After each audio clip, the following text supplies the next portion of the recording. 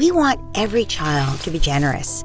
But if we make kids share, they walk away resentful, not generous. And not surprisingly, they're less likely to share after that. Kids aren't developmentally ready to share before they're 5 or 6 years old.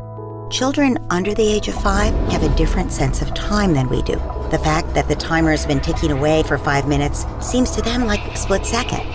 So they don't understand what's happening when we say, "You've had it for long enough. It's the other kid's turn."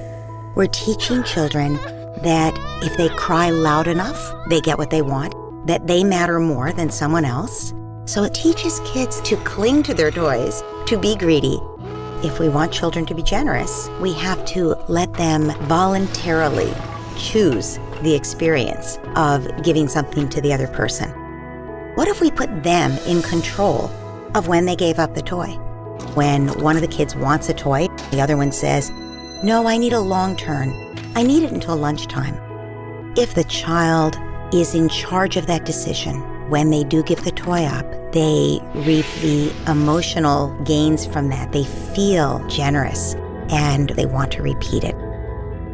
When parents hear these ideas, the first thing they think of is, what about the child who has to wait for a toy? Because we assume the second child is having a total meltdown. So in the beginning, they will need adult support to wait.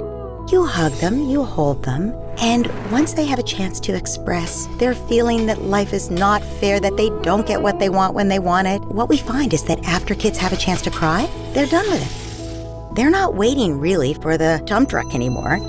They're on the ground working with a snowplow. That's actually an important part of children's emotional development. Learning they can withstand those big emotions and they can make it through to the other side and they can focus on something else. And when they learn that, they become much more resilient. Kids who are generous develop so many qualities that will help them for the rest of their lives.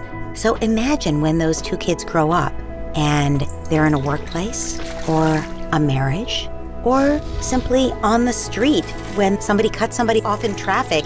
Every relationship will benefit from them developing this ability as a child.